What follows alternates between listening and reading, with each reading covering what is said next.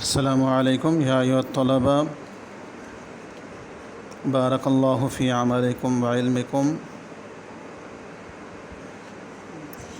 مرحبا بکم فی الدراسہ وفی الدراسة المادیہ قد درسنا تمارین للدرس محمد الأسئلة الأربعة الأولى، واليوم ندرس الأسئلة الباقية الأربعة من هذا الدرس.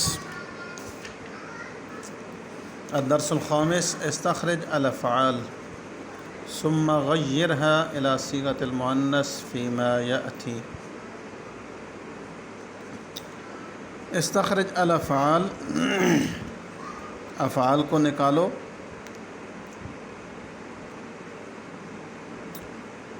ثم غيرها إلى صيغة المؤنث، پھر ان کا مؤنث کا صیغہ بناؤ،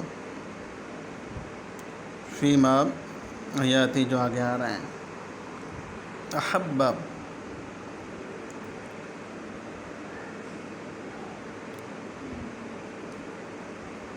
البطولۃ، وقام بتتبع اصحابها، اس نے بہادری کو پسند کیا اور پھر بہادر لوگوں کا تتبع کیا، ان کی تلاش کی. اب اس سے مؤنث بنانا ہے. جو صیغہ ہے وہ احبہ ہے، ماضی کا صیغہ ہے، تو یہ باب افعال ہے. احب، احبا، احب، احبت. واحد مؤنث غائب کا صیغہ بنے گا احبت البطولۃ. وقام، یہ قام یقوم باب نصر ینصر ہے. قام سے ماضی کی گردان جب چلائیں گے تو قام، قاما، قامو، قامت. وقامت بتتبع اصحابها، احبت البطولۃ وقامت بتتبع اصحابها. والجملة الثانية هي يتحدث عن رسول الله صلی اللہ علیہ وآلہ وسلم فیقول، وہ رسول اللہ علیہ وسلم کے حوالے سے گفتگو کرتا ہے اور کہتا ہے. تو یتحدث، یہ باب تفاعل، ثلاثی مزید فی کے ابواب ہیں. باب تفاعل، تقبل یتقبل، یتفاعل یتفاعل. تو اس کا روٹ ورڈ حدث تھا، اس سے ہم نے باب تفاعل بنانے کے لیے ماضی کی شروع میں تا لگائی. تو تحدث، اس سے ماضی کا سے مضارع کا صیغہ بنے گا یتحدث. اور مضارع کی جب آپ گردان چلائیں گے تو یتحدث، یتحدثان، یتحدثون، یہ مذکر غائب کے تین صیغے ہیں. یتحدث وہ ایک گفتگو کرتا ہے، یتحدثان وہ دو گفتگو کرتے ہیں، یتحدثون وہ سب گفتگو کرتے ہیں. تو اس کے لیے ماضی کا صیغہ آئے گا تتحدث، یعنی وہ ایک عورت گفتگو کرتی ہے عن رسول اللہ صلی اللہ علیہ وآلہ وسلم. تو تتحدث عن رسول اللہ صلی اللہ علیہ وآلہ وسلم. آگے پھر مضارع کا صیغہ ہے فیقول، فا کو ہٹا دیں، یقول. قال یقول، ماضی کا صیغہ قال ہے، مضارع کا صیغہ یقول ہے. باب نصر ینصر، یہ ثلاثی مجرد ہے. تو اس سے جب ہم گردان چلائیں گے یقولوں سے تو یقول، یقولان، یقولون، یعنی یہ تین مذکر غائب کے صیغے، وہ ایک بات کرتا ہے، وہ سب کرتے ہیں. تقول واحد مؤنث کا صیغہ، وہ ایک عورت بات کرتی ہے. تو یقول کا جو مؤنث بنائیں گے تو تقول آ جائے گا. تتحدث عن رسول اللہ صلی اللہ علیہ وآلہ وسلم فتقول.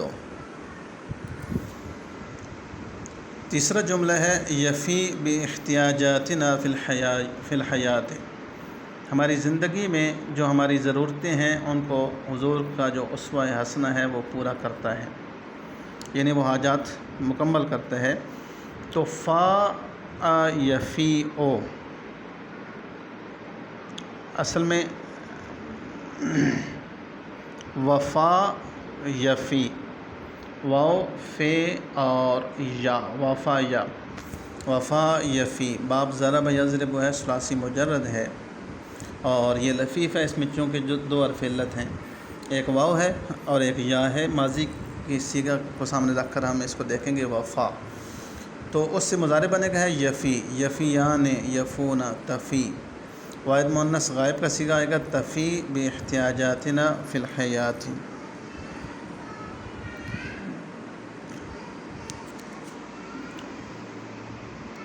السوال السادس ہاتھ بالصیغ المناسبہ علی المنوال التالی.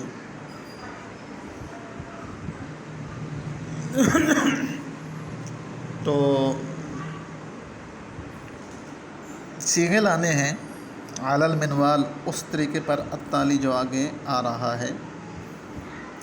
قال یقول، قال یقول، اس وزن پہ ہم نے بنانا ہے. یعنی یہ چونکہ باب جو آپ نے سال اولا میں پڑھا تھا یعنی فرسٹ ایئر میں کہ ماضی اور مضارع کا جو پہلا صیغہ ہے اس کو ملا کر پڑھنے کو باب کہا جاتا ہے. تو یہ ثلاثی مجرد کے 6 ابواب بھی پڑھے تھے. وہ کوئی بھی صیغہ ہو کہیں سے بھی لیا جائے وہ ان 6 ابواب میں سے کسی ایک وزن پر آئے گا. تو قال یقول اصل میں تھا قول یقول نصر ینصر کے وزن پہ. تو فعل یفعل یعنی باب نصر ینصر ہے. تو بہرحال ہم نے اس وزن پہ آگے ان کی گردانیں کرنی ہیں. قال یقول، دام یدوم، تاب یتوب، قام یقوم، جال یجول، زار یزور. اچھا اس میں ہم دیکھتے ہیں قال یہ اصل میں کیا تھا قوالا، دامہ اصل میں کیا تھا داوامہ، یتوب اصل میں تابہ اصل میں کیا تھا تاوابہ، قام اصل میں قوامہ، جالا اصل میں جوالا، زارا اصل میں زیارہ یا سے ہے یہ ایک. تو ان سب کے اندر یعنی کہ جو اصل ورڈ ہے وہ فعال کے وزن پہ ہے. قوالا، داوامہ، توابہ، قوامہ، جوالا، زیارہ، فعال بر وزن فعال. لیکن یہ قال کیسے بنا ہے؟ تو یہ چونکہ سنٹر میں یعنی قاف اور لام کے درمیان، دامہ میں دال اور میم کے درمیان، تابہ میں تا اور با کے درمیان، قام میں قاف اور میم کے درمیان، جال میں جیم اور لام کے درمیان، زا اور را کے درمیان، زارہ میں حرف علت ہے. حرف علت جو 3 ہیں واو الف یا، تو وہ مختلف ان کی یعنی کہ کنڈیشن چینج ہو جاتی ہے.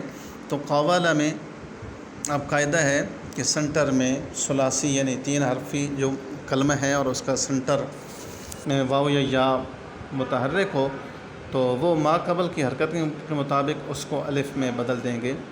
تو جیسے قوالا سے قالا، داوامہ سے دامہ، توابہ سے تابہ، قوامہ سے قوم، جوالا سے جالا اور زیارہ سے زارہ.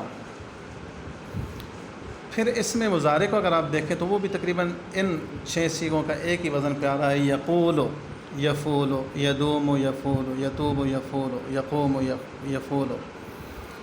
اصل میں یہ کیا تھا یقول ینصر کے وزن پہ. باب چونکہ میں نے آپ کو بتایا کہ ثلاثی مجرد کے جو 6 باب ہیں ان میں سے باب نصر ینصر کے وزن پہ ہے اس کا تعلق. تو اس وزن پہ اگر ہم اس کو لے کر جائیں تو یقول تھا، ید ووم، یت ووبو واو کے اوپر پیش تھی اور اس کا ما قبل جو پہلا حرف ہے وہ ساکن تھا. تو یہ بھی کلیہ ہے اجوف کے قواعد میں صرف کے اندر کہ جب مضارع کے اندر واو متحرک ہو اور اس کا ما قبل صحیح ساکن ہو تو اس کی حرکت ما قبل کو دے دیں گے. تو اس کا مطلب پھر یہ ہوگا کہ یقول، یدوم، یتوب، یقوم، یجول، یزور. یہ سب باب نصر ینصر تھے اور یہ اس وزن پہ یعنی آپ نے اس وزن پہ سب کو بنا لینا ہے. قال یقول سے دام یدوم، تاب یتوب، قام یقوم، جال یجول، زال یزور. السوال السابع ہاتھ بالصیغ المناسب علی النمط الآتی. نمط اور منوال یہ 2 نئے لفظ ہیں، دونوں کا معنی ایک ہی ہے طریقہ کار. آنے والے طریقہ کار کے مطابق مناسب آپ نے صیغہ لانا ہے. تحدث یتحدث تحدثا یعنی باب تفاعل ہے. تفاعل یتفاعل تفاعلا. تو تقرب یتقرب تقربا اور تدبر یتدبر تدبرا. اس سے آگے ہے جی تصور یتصور تصورا، تجمل یتجمل تجملا. یہ ثلاثی مزید فی ہے، باب تفاعل ہے، یعنی فعال سے تفاعل. اس کے بنانے کا طریقہ کار یہ ہے کہ ماضی کا جو پہلا صیغہ ہے فعال، ضرب، کوئی بھی آپ صیغہ لے لیں، اس کے شروع میں ایک تو تائے تفاعل کا اضافہ کیا جاتا ہے، اور دوسرے نمبر پہ اس کا جو عین کلمہ ہے یعنی سنٹر والا جو کلمہ ہے اس کو مشدد یعنی ڈبل کیا جاتا ہے، کیونکہ مشدد حرف بھی دو کلمے ہوتے ہیں تو دو حروف کا اضافہ ہوتا ہے.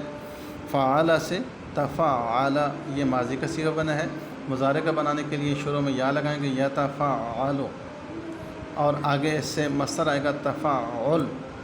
تو یہ ہمیں عموماً تصور، ہم تخیل، یہ تفکر، تدبر، یہ سب باب تفاعل ہیں جو ہم اکثر بولتے ہیں.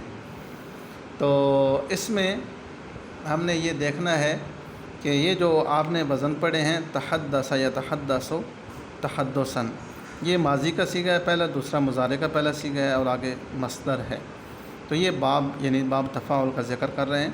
تو قربہ سے تھا تقرب یتقرب تقربا، دبر سے تدبر یتدبر تدبرا، صور سے تصور یتصور تصورا، اور جمل سے تجمل یتجمل تجملا.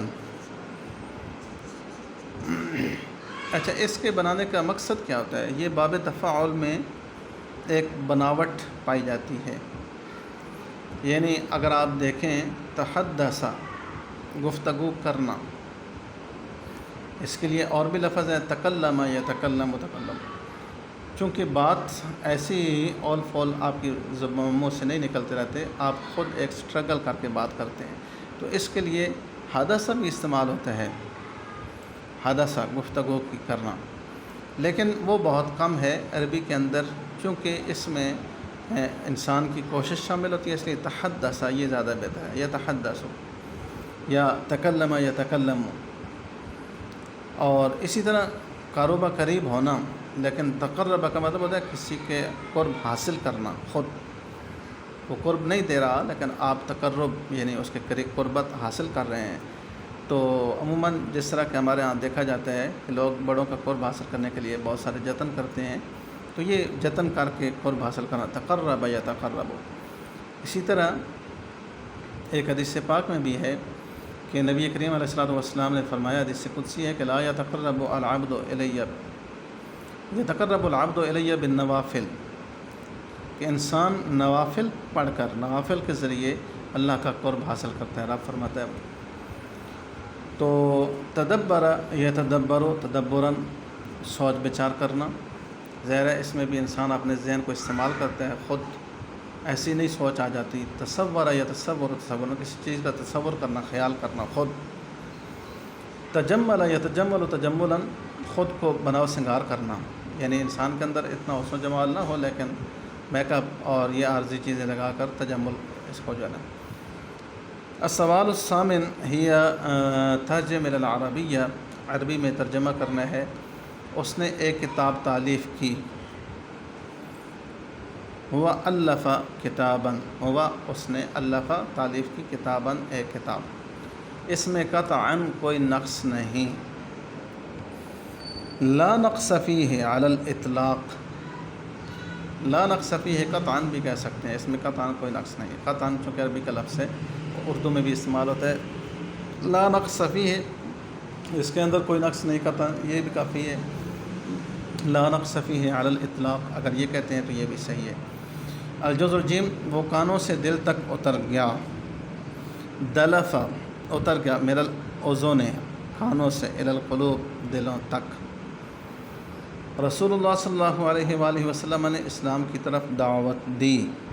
دعا رسول اللہ صلی اللہ علیہ وسلم، رسول اللہ علیہ وسلم نے دعوت دی الی الاسلام، اسلام کی طرف. یہ ایک عظیم الشان کام ہے. ھذا فعل جلیل، یہ ایک عظیم الشان کام ہے. قد تم ھذا الدرس بالتمارین، وقد درسنا فی هذه التمارین خصوصاً الابواب يعني باب التفاعل من الثلاثي المزيد فيه. ومن المجرد الأجوف قال يقول كما درست في السؤال السادس وفي السؤال الثامن عليك أن تفهم هذه الأسئلة جيدا واكتب على كراستك واحفظ جيدا، وسنلتقي بالغد إن شاء الله، وسندرس الدرس الآتي يعني في العزم والهمة الرفيعة والشعر المنظوم القلم. وسنلتقي بالغد، والسلام عليكم ورحمة الله وبركاته.